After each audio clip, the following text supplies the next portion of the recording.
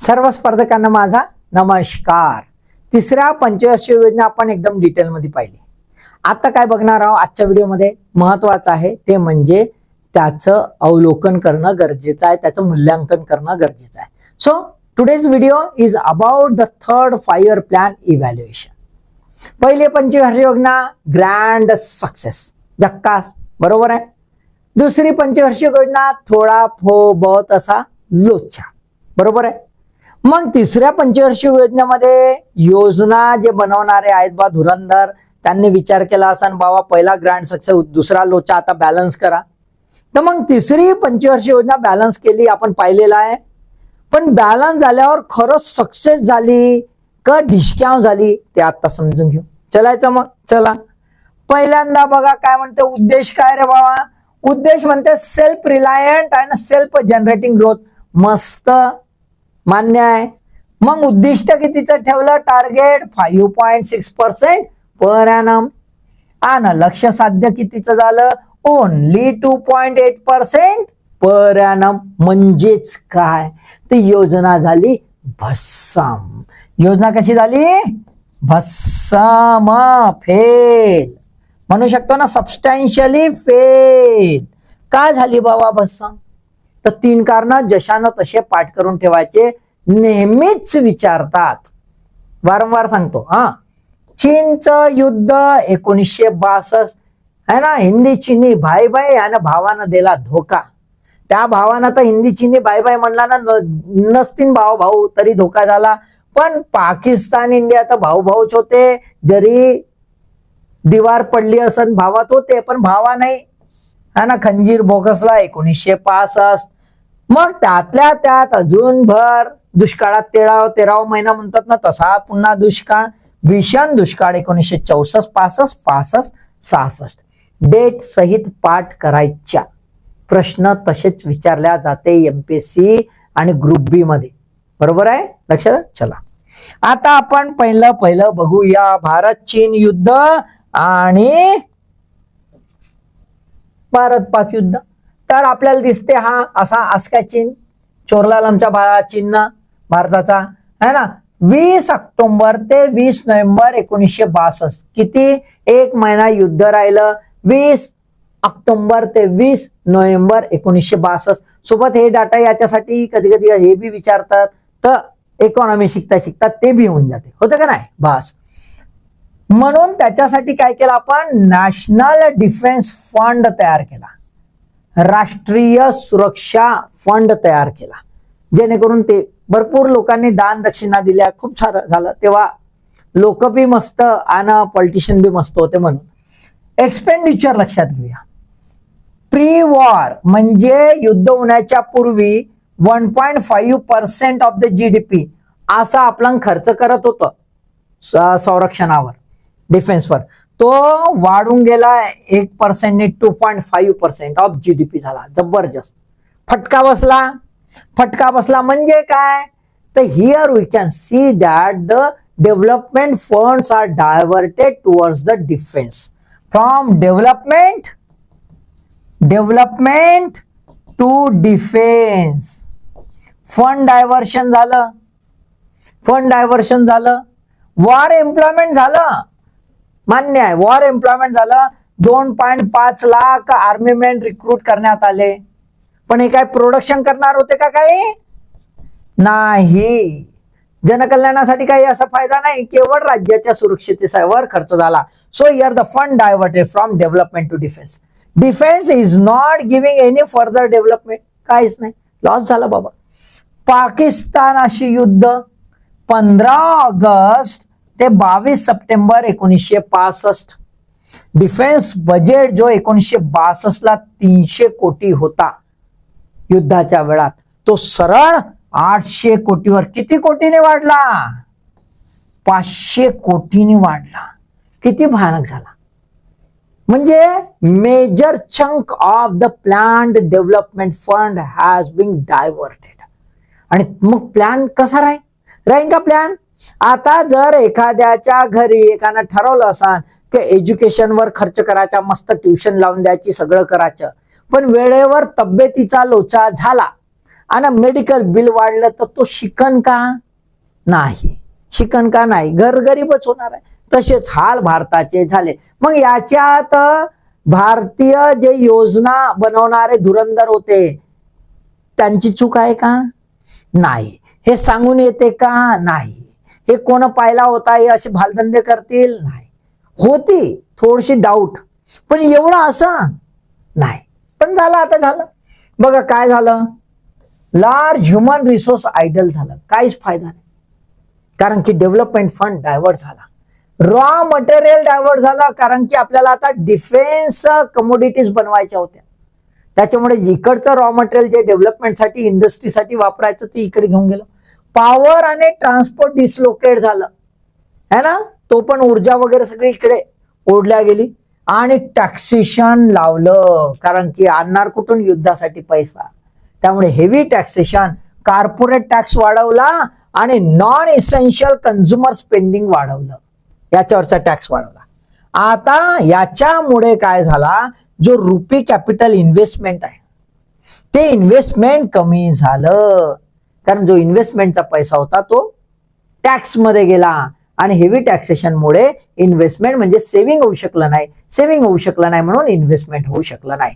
आणि further industrialisation जे व्हायला पाहिजे, ज्याच्यामध्ये सेकंड फायर प्लॅनला एक बेस बनला होता, ते फर्दर इंडस्ट्रियलायझेशन होऊ शकलं नाही. ओके, पहिला लॉस. दुसरा, कृषी क्षेत्राला सुद्धा फटका बसला का, कारण की सलग 2 वर्ष दुष्काळ, 1964-65. ओके, आता बघा कृषी क्षेत्राला फटका बसला तर दुष्काळाच्या कॉन्टेक्स्ट मध्ये काय, तर 80% लेबर फोर्स, लक्षात घ्या 80% लेबर फोर्स हा परंपरागत शेती, परंपरा, आणि हार्डली 20% इरिगेटेड शेती आली आपत. त्याच्यामुळे जरी 1966 ला उत्पादकतेमध्ये वृद्धी झाली असली तरी 61-62 मध्ये उत्पादनात घट झाली है ना. 1964च्या मध्यामध्ये 1961 पेक्षा थोडाच अधिक उत्पादन वृद्धी झाली, जास्त झाली. आता याच्यामध्ये स्टॅपल फूड जर बघितलं म्हणजे भाताचा वाटा 45% आणि त्या भाताच्या वाट्याचं जे क्षेत्र होतं तिथेच दुष्काळ पडला, बरोबर आहे. त्याच्यामुळे भाताच्या राज्यांना याचा फटका जबरदस्त पडला. सोबतच उत्पादकता वाढवायची आहे तर खत महत्वाची आहेत, फर्टिलायझर इनपुट, पण खत उत्पादनामध्ये लक्षापेक्षा 40% घट झाली. हा दुष्काळ तर आहेच आहे 40%, कारण इंडस्ट्रियल डायव्हर्शन झालं, बरोबर आहे, राईट. आणि म्हणूनच अडचण यायला लागली. सोबत पॉवर डिसलोकेशन आहे, पॉवर शॉर्टेज. तर पहिलं जे आहे फर्टिलायझर इनपुट त्याचा लॉस, दुसरं इनपुट जे आहे पॉवर त्याचा लॉस. उत्पादकता होईल का, प्रोडक्टिव्हिटी वाढेल का, नाही है ना. बघा इन्स्टॉल्ड कॅपॅसिटी 1951 ला 2.3 मिलियन किलोवॅट, 1963 ला 6.3 मिलियन किलोवॅट झालं, तरी सुद्धा पॉवर शॉर्टेज जास्त झाला का, बिकॉज ऑफ द डायव्हर्शन, गडबड झाली. फूड इन्फ्लेशन, त्याच्यामुळे परिणाम काय झाला, फूड इन्फ्लेशन 10%. फूड इन्फ्लेशन झालं याचा अर्थ कॉमन मॅन जो आहे, कॉमन मॅनचा लिव्हिंग कॉस्ट जो आहे, लिव्हिंग कॉस्ट वाढली. लिव्हिंग कॉस्ट वाढली म्हणजे सेव्हिंग कमी झाला, सेव्हिंग कमी झाला म्हणजे गुंतवणूक कमी झाली, पुन्हा इंडस्ट्रियलायझेशन, बस आलं लक्षात, ठीक आहे. त्याच्यानंतर आपण जर बघितलं तर उद्योग क्षेत्राला सुद्धा फटका बसला. टार्गेट ठेवला होता 12%चा, अचिव्हमेंट झाला केवळ 7%, केवळ 7. किती गॅप आहे, 5% ची गॅप आहे, कारण तेच डायव्हर्शन टुवर्ड्स द डिफेन्स है ना. सफलता काय काय होती तेवढं समजून घेऊया, कारण त्याचं इव्हॅल्युएशन करायचं आहे. सगळंच भस्सम झालं असं आहे का, नाही. तर क्रूड स्टील प्रोडक्शन वाढलं. कसं बाबा, स्टील प्रोडक्शन पुन्हा डिफेन्सलेच कामी पडणार होता ना, म्हणजे डिफेन्स असो की डेव्हलपमेंट, स्टील तर पाहिजेच म्हणून ते वाढलं. All steel plant capacity full install कॅपॅसिटीवर राहिलं, बरोबर आहे. इंडस्ट्रियल मशिनरी सुद्धा, मशीन, कारण ते पण इकडे कामी पडणार होतं, substantially above the industrial index of industrial production. पण हे सगळं जे आहे ना हे डिफेन्सकडे गेलं, ते अडचण आली. आता इंडस्ट्रीला फटका का पडला? पहिलं, आपली परकीय गंगाजळी फॉरेक्स भस्सम फारच कमी. का? तर आपल्याला डिफेन्स इम्पोर्ट पण काही करावा लागला. पॉवर त्याचा सप्लाय कमी झाला. रॉ मटेरियल भलतीकडे गेलं डिफेन्समुळे, ते पण कमी झालं. त्यामुळे ऍक्च्युअल इंडस्ट्रियलायझेशन ज्याला म्हणतो, true industrialisation, real industrialisation for generating the employment and the sustainable development, ते मात्र होऊ शकलं नाही. लक्षात. आता महत्वाचा लोचा म्हणजे फॉरेक्स. आपण विकसनशील राष्ट्र होतं. विकसनशील राष्ट्रामध्ये आपल्याला अडचण काय दिसते? तर जे काही इंडस्ट्रियल डेव्हलपमेंट करायचं आहे त्याच्यासाठी लागणाऱ्या हेवी मशिनरीज वगैरे आहे ते इम्पोर्ट करावं लागतं. हा बराचसा डिपेंडंट स्टेट असतो, डिपेंडंट कंट्री असते, त्याच्यामुळे बरचसं इम्पोर्ट होत असतं. याची एक्सपोर्ट कॅपॅसिटी तेवढी स्ट्रॉंग नसते, कारण इंडस्ट्रियलायझेशन झालं नाही. इंडस्ट्रियलायझेशन झालं नसल्यामुळे त्याच्यामध्ये व्हॅल्यू ऍडेड गुड्स नसतात, मूल्यवर्धित वस्तू नसतात, त्यामुळे त्यांची निर्यात जास्त होत नाही. निर्यात इनइलास्टिक सुद्धा असते. सेम इथे आपल्याला दिसते फॉरेक्सचा लोचा. फॉरेक्स गॅप कितीने पडली? रुपये 32 बिलियन. बिलियन. ठीक आहे. निर्यात बघा कशी होती आपली, एक्सपोर्ट कसा, निर्यात एक्सपोर्ट कसा, uneven and slow growth, only focus on 3 commodity, jute, T and cotton textile. आता हे कसे आहेत? हे आहेत इनइलास्टिक. याची मागणी काय आहे? इलास्टिक मागणी राहणार आहे का? नाही. वरून हे व्हॅल्यू ऍडेड आहेत का? खूप व्हॅल्यू ऍडेड नाही, आणि त्याच्यामुळे याच्या पासून अधिकाधिक फॉरेक्स काही जनरेट होऊ शकत नव्हतं. पण इम्पोर्ट मात्र, इम्पोर्ट जर बघितलं आपण तर त्याचं वाढत होतं सातत्याने, कारण की हेवी मशिनरी होतं आणि सोबतच फूड ग्रेनचा इश्यू होता. आपण PL 480 वर डिपेंड होतो, म्हणजे USA वर डिपेंड होतो, आणि त्याच्यामुळे आपण एक्सटर्नल असिस्टंट पासून ही गॅप भरून काढणार असं कॅल्क्युलेशन केलं. आणि कन्सॉर्टियम ऑफ वेस्टर्न कंट्रीज यांनी $4 बिलियन जुगाड जमवण्याचा प्लॅन केला, आणि USSR ने 600 मिलियन जे आहे $600 मिलियन त्याचा जुगाड जमवला. पण हे दोन्ही जे आहेत असिस्टन्स हे कसे होते? टाईड, बंधित, निश्चित योजनेसाठीच खर्च करायचा होता. भारत दुसरीकडे लावू शकत नव्हता, याचं डायव्हर्शन करू शकत नव्हता. सोबतच अमेरिकेनं वेळेवर धोका दिला आणि PL 480 ले डुच्चू दिला. म्हणे बाबा आम्ही काही करत नाही, मदत आली म्हणजे प्रेशर भारतावर वाढलं. यामुळे वर्ल्ड बँकने आणि IMF ने सातत्याने 1964 पासून प्रेशर टाकणं सुरू केलं की बाबा तुम्ही आपला रुपया जो आहे घसरवा, त्याले पाडा, मारा. Means you must have to devaluate the rupee. तुम्हाला जर बॅलन्स करायचं असेल फॉरेक्सचा तरच आम्ही फंडिंग देऊ, IMF नाही म्हणलं.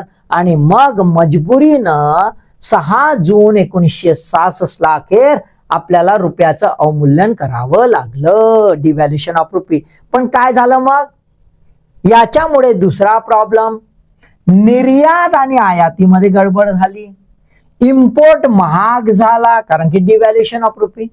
एक्सपोर्ट स्वस्त झाला म्हणजे एक्सपोर्ट अधिक होऊ शकत होता, पण एक्सपोर्ट कसा आहे? इनइलास्टिक. याच्यातून किती कमवणार? ह्याच्यातून किती कमवणार? पण हेवी मशिनरी तर बोलवाच लागल, फूड ग्रेन तर बोलवाच लागेल, लोकांनी मारणार, इंडस्ट्रियलायझेशन करणारच नाही. म्हणून आपल्याला इम्पोर्ट काय झालं? अजून कॉस्टली झालं. याच्यामुळे जबरदस्त फटका पडायला लागला, आणि म्हणूनच तिसरी पंचवार्षिक योजना पूर्णपणे भस्सम झाली. So see how the external factors influence the planning.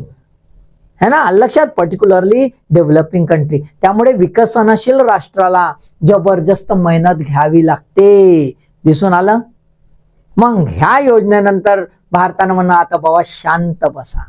तर ते शांत बसायचं कसं ते पुढच्या व्हिडिओमध्ये पाहून घेऊ की कसे भारताचे योजनाचे धुरंधर शांत बसले आणि स्वतःला सांभाळलं. तो भाई बने रहो, टिके रहो, लगे रहो, लाईक करो, सबस्क्राईब करो. करताच तसं अभ्यास बी करो. तुमच्या अभ्यासासाठी ऑल द बेस्ट.